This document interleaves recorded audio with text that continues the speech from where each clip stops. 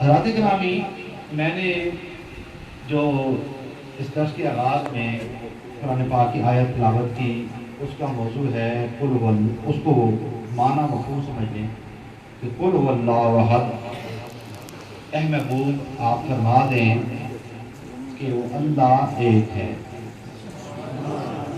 اس آیت کو اور اس سورہ کو سورہ توحید بھی کہا جاتا ہے، کیونکہ اس سورہ کے اندر اللہ پاک نے اپنی توحید کا اظہار کیا ہے، توحید کا اعلان کیا ہے۔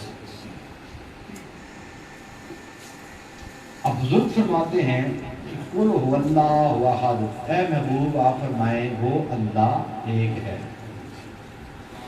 یہ ہے توحید، اللہ کا یکتا ہونا، اللہ کا ایک ہونا، اللہ کا واحد ہونا۔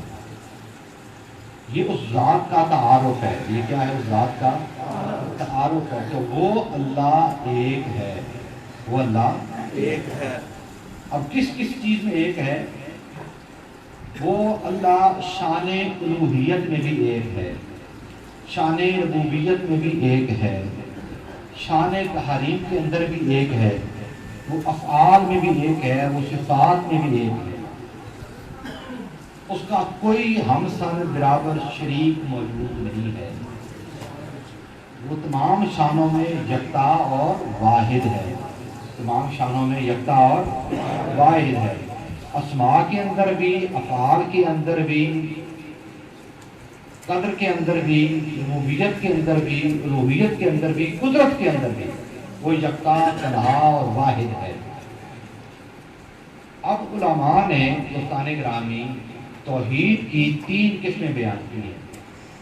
توحید کی کتنی قسمیں ہیں؟ کتنی قسمیں ہیں؟ 3۔ اب یاد رکھیے گا میرے ساتھ بولے، توحید کی پہلی قسم ہے وہ علماء نے بیان کی ہے توحید ربوبیت۔ توحید ربوبیت نکلا ہے رب سے۔ کس سے نکلا ہے؟ رب سے۔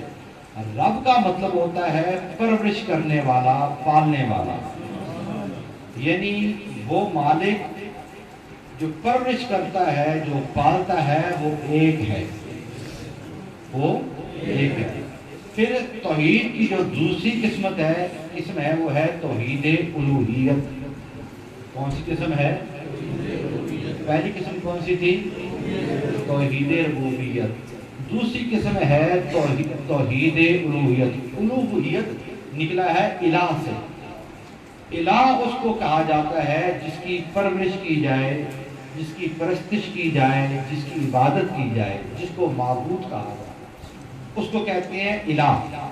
اس کا مطلب ہے جس طرح وہ پالنے میں، دینے میں ایک ہے، اس طرح عبادت کے لائق بھی، پرستش کے لائق بھی وہ ذات ایک ہے۔ اس کو کیا بولتے ہیں؟ توحید ربوبیت۔ توحید ربوبیت۔ تیسری قسم ہے توحید کی، اس کو کہتے ہیں توحید تحریم۔ توحید تحریم، جس کو ہم تحریم نکلا ہے حرمت سے۔ حرمت کا تو معنی سمجھتے ہیں نا؟ اب حرمت میں 2 چیزیں آتی ہیں، نظر، نیاز، اور جو ہم منت مانتے ہیں۔ توحید تحریم میں جو منت مانتے ہیں، نظر مانتے ہیں، نیاز مانتے ہیں، ایک قسم یہ آتی ہے، اور ایک توحید تحریم میں آتی ہے ہم جو حلف اور قسم اٹھاتے ہیں، جو حلف اور قسم اٹھاتے ہیں۔ یہ توحید کی تیسری قسم توحید تحریم میں شامل ہوتی ہے۔ اتنا آپ سمجھ گئے ہیں؟ اب میں سبق آپ کو سناتا ہوں، آپ میرے ساتھ سنائیں۔ توحید کی کتنی قسمیں ہیں؟ 3۔ پہلی قسم ہے توحید ربوبیت۔ اس میں اللہ تعالیٰ کی جو صفت رب، ربوبیت ہے، اس کے پالنے کی، اس کی عطا کرنے کی، اس کی قدرت کی، یہ شامل ہے۔ دوسری قسم ہے اللہ تعالیٰ کی الوہیت کی، اس کی پرستش، اس کی پوجا، اس کی عبادت، اس میں شامل ہے۔ اور تیسری ہے تحریم، توحید تحریم، جس میں نظر، نیاز، منت، حلف اور قسم شامل ہے۔ یہ سمجھ گئے آپ؟ اب جو پہلا آج ہمارا ہے نا، یہ تھوڑا سا آپ کو خوش موضوع لگے گا۔ لیکن اس کو سمجھیں گے تو اس کے بعد ہمارے جو لیکچر ہوں گے نا اس میں آپ کو پھر مزہ آئے گا انشاءاللہ۔ آئندہ جو توحید کے موضوع بیان کریں گے اس کی بنیاد آج کا لیکچر ہے۔ آج کا لیکچر اگر آپ سمجھ گئے، آپ کے ذہنوں میں یہ چیزیں آ گئی، پھر آئندہ ہم جو بیان کریں گے وہ آپ کو کچھ صحیح مزہ دے گا۔ آج ہم سمجھانے کی بات کرتے ہیں۔ آج ہم جو چیز لیں گے وہ توحید ربوبیت کو لیں گے۔ صرف کس چیز کو لیں گے؟ توحید ربوبیت۔ توحید ربوبیت۔ اب توحید ربوبیت کے آگے عمران صاحب 4 قسمیں علماء نے بیان کی۔ کتنی قسمیں ہیں؟ 4۔ اب توحید کی 3 قسمیں، توحید کی 3۔ اب جو پہلی قسم ہے نا توحید کی، توحید ربوبیت، علماء نے پھر اس کی آگے 4 قسمیں بیان کی ہیں۔ اس میں جو پہلی قسم ہے وہ ہے توحید فی الذات۔ کیا ہے؟ توحید فی الذات۔ توحید فی الذات، یعنی اللہ تعالیٰ کی اپنی ذات کے اندر یکتائی، وحدت اور ایک ہونا، یہ کیا کہلاتی ہے؟ توحید فی الذات۔ یعنی اللہ کی ذات کے علاوہ، اللہ کی ذات کے علاوہ لم یلد ولم یولد، نہ وہ کسی کا بیٹا ہے، اس کو کسی نے جنا نہیں، نہ اس نے آگے کسی کو جنا ہے، وہ ذات میں اکیلا ہے۔ ایک تو وہ اپنی ذات میں اکیلا ہے، یہ ہے توحید فی الذات۔ قل هو اللہ احد اللہ الصمد لم یلد ولم یولد۔ ایک تو اس ذات سے نہ آگے کوئی ہے نہ پیچھے کوئی ہے، وہ اکیلا ہے، وہ تنہا ہے، اس کے علاوہ کوئی بھی نہیں ہے۔ اور پھر وَلَمْ يَكُنْ لَهُ كُفُوًا أَحَدٌ، پھر وہ نہ کسی سے نکلا ہے نہ اس سے کوئی نکلا ہے۔ اور وَلَمْ يَكُنْ لَهُ كُفُوًا أَحَدٌ، پھر یہ بھی یاد رکھیں کہ کائنات میں اس کے برابر، اس کے ہمسر، اس کے ساتھ مثال کی دینے کے لیے بھی کوئی اور ہستی موجود نہیں ہے۔ بے شک بے شک۔ وہ یکتائی میں بھی اکیلا ہے، وہ عظمت و بزرگی میں بھی اکیلا ہے، وہ ذات سمدیت میں بھی اکیلا ہے، وہ ذات احدیت میں بھی اکیلا ہے، سبحان اللہ۔ وہ ذات قدرت میں بھی اکیلا ہے، وہ ذات افعال میں بھی اکیلا ہے، وہ ذات عطا میں بھی اکیلا ہے، وہ اسماء میں بھی اکیلا ہے۔ کسی لحاظ سے کوئی ہستی نہ اللہ کے برابر ہے، نہ اللہ کے ہمسر ہے، نہ کسی ہستی کو ہم مثال کے طور پر اللہ کے برابر سمجھ سکتے ہیں۔ اگر ہم نے ایسا کوئی عمل کیا، اگر ہم نے ایسی کوئی سوچ رکھی، اگر ہمارے ذہن میں ایسی کوئی فکر آ گئی، تو وہ سوچ، وہ فکر سراسر گمراہی اور ضلالت ہی نہیں، وہ شرک کہلائے گا۔ اللہ اکبر، اللہ، وہ شرک کہلائے گی۔ اللہ پاک نے سورہ انبیاء کے اندر فرمایا، سورہ بقرہ کے اندر ہے وَإِلَٰهُكُمْ إِلَٰهٌ وَاحِدٌ، اور یاد رکھو وَإِلَٰهُكُمْ، تمہارا معبود الہ واحد، ایک ہی ہے۔ بے شک تمہارا معبود ایک ہے، لا الہ الا هو الرحمن الرحیم، اس رحمان اور رحیم رب کے علاوہ تمہارا کوئی معبود موجود نہیں ہے، تمہارا اور کوئی الہ موجود نہیں ہے۔ وہ فعل میں، وہ ذات میں، اس کائنات کے تخلیق کرنے میں وہ ذات یکتا اور واحد ہے۔ اور پھر اللہ پاک نے اس بات کو قرآن مجید کی سورہ انبیاء کے اندر ایک مثال دے کر سمجھایا ہے۔ وہ واحد اور یکتا کیوں ہے؟ اللہ پاک فرماتا ہے لَوْ كَانَ فِيهِمَا آلِهَةٌ إِلَّا اللَّهُ لَفَسَدَتَا۔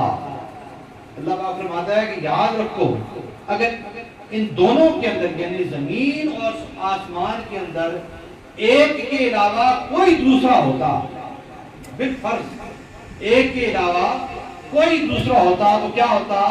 لفسدتا، اس نظام کائنات کے اندر فساد برپا ہوگا۔ کیسے؟ ایک کہتا میں نے سورج غروب کرنا ہے مغرب میں، دوسرا کہتا نہیں میں نے غروب کرنا ہے مشرق میں، ایک کرتا ہے میں نے طلوع کرنا ہے مشرق سے، ایک کرتا ہے نہیں میں نے طلوع کرنا ہے مغرب سے۔ فساد ہوتا کہ نہ ہوتا؟ ہو جاتا نا۔ ایک کہتا ہے کہ میں نے بارش دینی ہے، ایک کہتا ہے کہ نہیں میں نے نہیں دینی، ایک کہتا ہے میں نے بیٹا دینا ہے، ایک کہتا ہے میں نہیں دیتا۔ جب ایک گھر میں دو بیٹے ہوں، دو بیٹے ہیں، ان کے درمیان بھی مزاج میں فرق آتا ہے کہ نہیں آتا؟ سوچ میں فرق آتا ہے کہ نہیں آتا ہے؟ آتا ہے نا، سکے بھائیوں کے درمیان بھی آتا ہے۔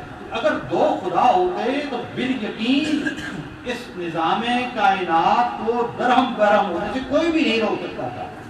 اللہ پاک فرماتا ہے یقین کر لو، یہ مثال قرآن مجید کے اندر دے کر ہمارے اس عقیدے کو اللہ پاک نے راسخ کر دیا ہے کہ یقین کر لو یہ جو نظام کائنات میں تمہیں وحدت اور یکتائی نظر آ رہی ہے، اس کے پیچھے وہ ذات یکتا موجود ہے۔ اس نظام کائنات میں تمہیں ایک جو تسلسل نظر آتا ہے، جو وحدانیت نظر آتی ہے، یکتائی نظر آتی ہے، اس کے پیچھے وہ ذات یکتا ہے، وہ واحد ذات ہے جو اپنے اصولوں کے تحت اس نظام کو جاری و ساری کر کے اس نظام کے دنوں کو، اس نظام کو چلا رہا ہے۔ اللہ پاک نے فرمایا کہ وہ معبود ایک ہے، وہ معبود ایک ہے، اس ذات کے علاوہ اور کوئی معبود نہیں ہو سکتا۔ اچھا، اب ہمارا تو یہ عقیدہ ہے، مگر اللہ پاک نے یہ بار بار تنبیہ کیوں دی کہ بعض اوقات انسان کسی مافوق الفطرت چیز سے اتنا مرعوب ہو جاتا ہے، وہ اس کی عزت و عظمت سے اتنا مرعوب ہو جاتا ہے کہ اس کو خدا سمجھنے لگ پڑتا ہے۔ اس کو کبھی وہ مظاہر فطرت کو خدا سمجھتا ہے، کبھی پہاڑوں کو خدا سمجھے گا، کبھی ستاروں کو خدا سمجھے گا، کبھی سانپ کو خدا سمجھے گا، یعنی جس چیز سے وہ مرعوب ہو جائے گا نا اس کو خدا سمجھنے لگ پڑتا ہے۔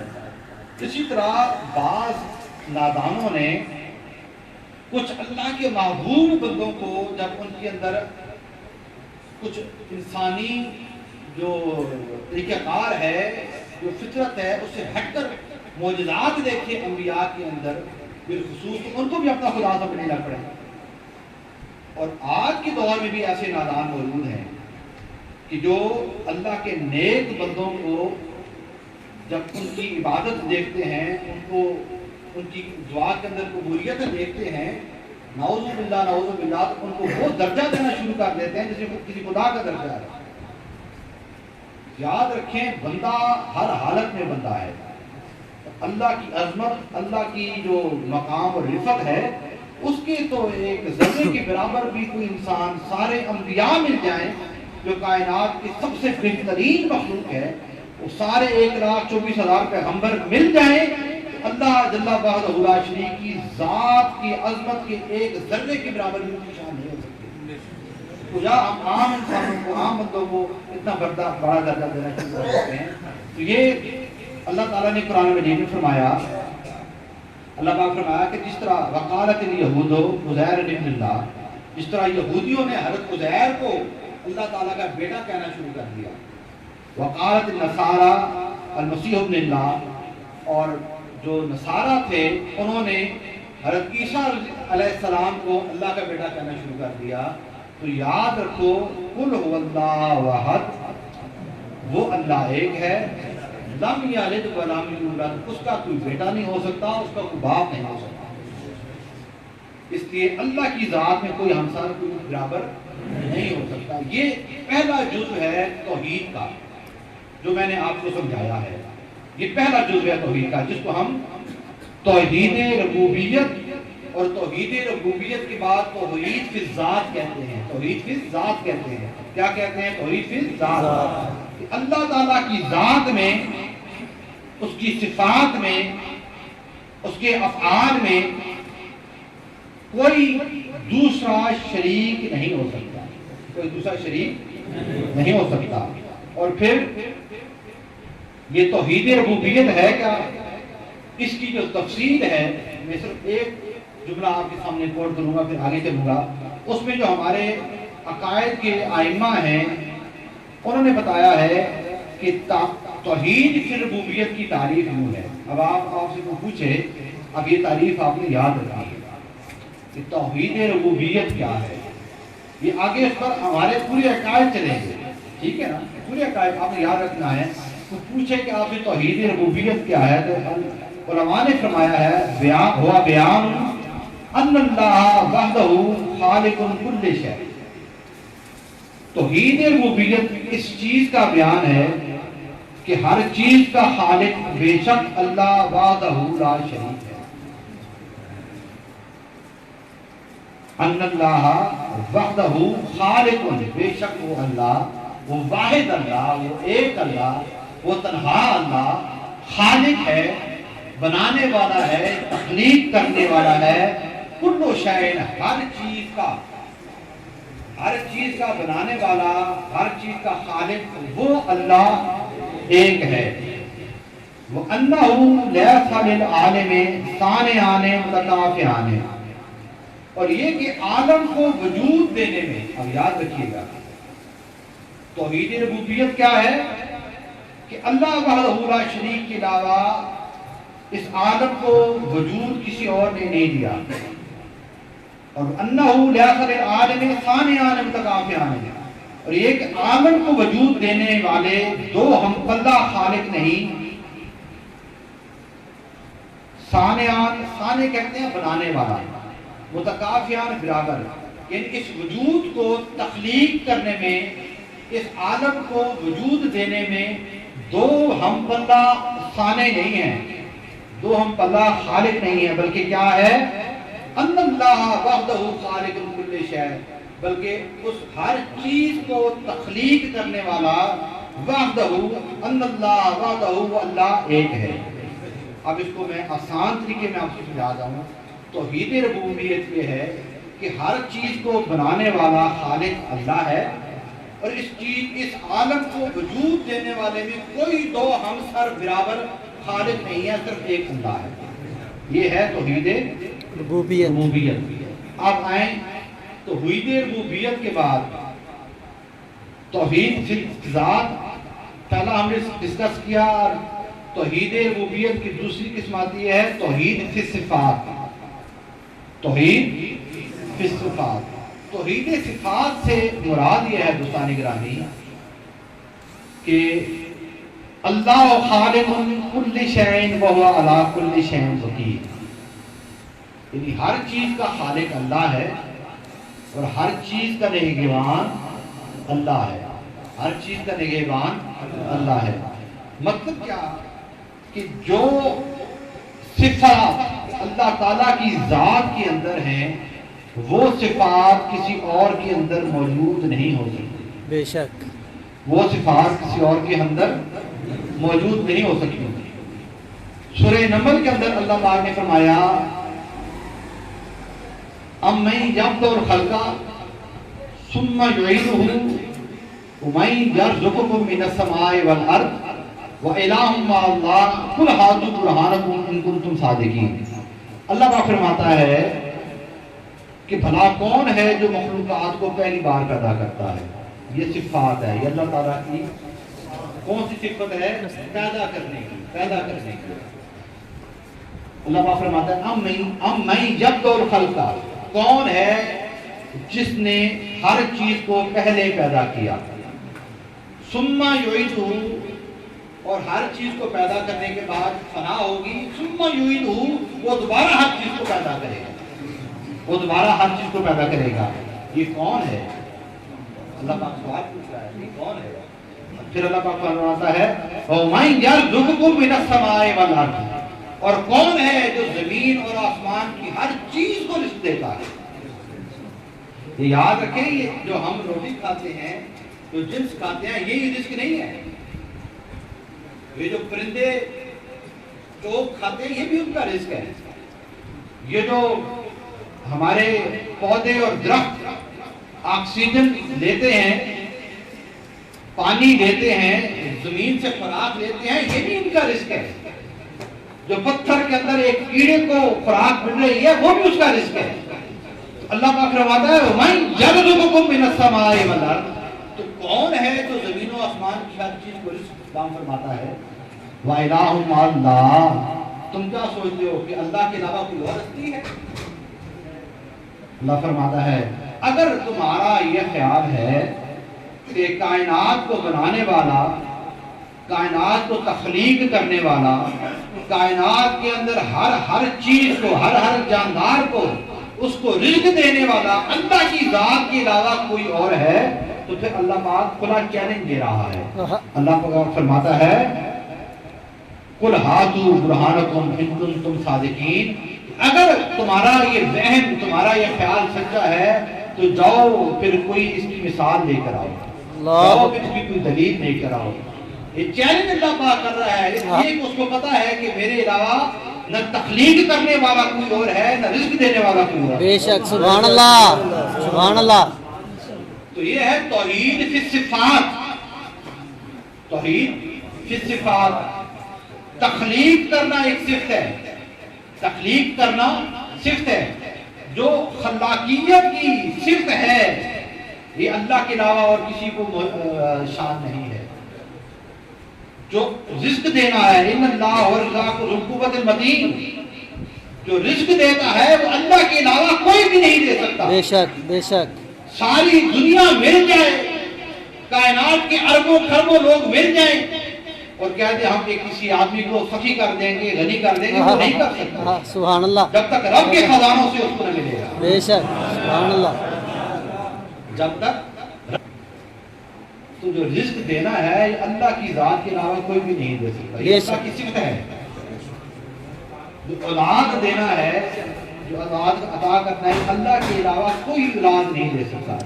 तुम बाबों की बिजारों पर टकरे मारते रहो, बाबा जी सानू पुत्र दे दे, बाबा जी तो खुद खुदा को लेके दे दे, सुभान अल्लाह, क्या कहने। ठीक है कि नहीं? जितने मर्जी बाबों की बिजारों पर टकरे मारते, बाबा आपको पुत्र नहीं दे सकता। दुनिया के सारे बाबे जोर लगाने आपके कारोबार को नहीं चला सकते जब तक इज़्न अल्लाह ताला की बरदाश्त से नहीं होगी। बेशक, सुभान अल्लाह, सुभान अल्लाह। जब तक मेरे मालिक की मर्जी नहीं होगी, बेशक, मालिक की सारे दुनिया के बाबे मिल जाएं, ना आपको रिस्क दे सकते हैं, ना आपको सेहत दे सकते हैं, ना आपको बीमार कर सकते हैं, ना आपको औलाद दे सकते हैं, कुछ भी नहीं कर सकते। ये जो बाबे होते हैं ये दुआ करते हैं, सुभान अल्लाह, ये दुआ कर सकते हैं। और जो बाबा कहे ना कि मैं ये कर दूंगा, मैं समझे वो शैतान है, वो इब्लीस है। फकीर कभी भी दावा नहीं करेगा, जो सच्चा फकीर होगा, जो रब का फकीर होगा, वो कभी भी दावा नहीं करेगा कि मैं ये करूंगा। वो कहेगा जो करने वाला है रब करने वाला है। बेशक, मेरे पास इसलिए आयो, हाँ मेरे पास आयो, मैं दुआ कर दूंगा। तो जो सिफात हैं अल्लाह ताला की, जो सिफात हैं इसमें अल्लाह ताला